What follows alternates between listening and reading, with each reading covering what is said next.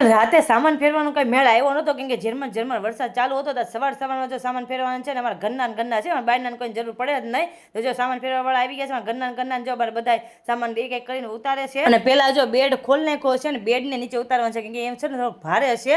અને બેડ નીકળી ગયો કેવું લાગે જો તો. આ કાચ છે ને તમને છેલ્લી વાર જોવા મળશે, કે રેવા ગયા છે ને ત્યાં કઈ કાચ છે નહીં. આપણે પણ લાસ્ટ વાર એક વિડીયો ઉતારી લઈએ આ કાચ સામે. અને જો મારા દીર એકલા વોશિંગ મશીન ઉતારે છે, અડધો સામાન જો ત્યાં પડ્યો છે, અહીંયા પડ્યો છે, અને અડધો જો નીચે ઉતરી ગયો છે. અને આ 3 માળે ઉતારવો ને ભગવાન ભાળી જાય ભાઈ. ચડાવ્યો તો ત્યારે યાર થયું, ઉતાર્યો ત્યારે ભગવાન ભાળી ગયા હતા. અને આ મેઘરાજ છે ને એ થોડી વાર ખમૈયા કરી જાય ને ત્યાં મારો સામાન ફરી જાય. એક જ ટેમ્પામાં બધો સામાન નતો ગયો, એટલે 2 ફેરા મારવા પડે. મતલબ જો અડધો સામાન નીચે આવી ગયો છે, અડધો સામાન ત્યાં બધા મૂકવા વયા ગયા છે, ને હું જો નીચે રખેવાળી કરવા ઊભી રહી ગઈ છું. ફાઇનલી જો ખાલી થઈ ગયા છે 2 રૂમ અને ફરી ગયો છે. આપણે છે ને હવે આ બધું સાફ સફાઈ કરીને જવાનું. મારા મમ્મીનું કેવું એમ છે કે આપણે રહેતા હોય ત્યાં કોઈ દિવસ આપણે એમને ન જવાય, ઠારીને જ જવાય. તો બધેથી કચરો કાઢી નાખ્યો ને બધેથી જો આપણે મસ્તનું ધોઈ નાખશું, એટલે ગમે તે રહેવા આવે ને તેને ઉપાધિ નહીં સાફ સુફ કરવાની.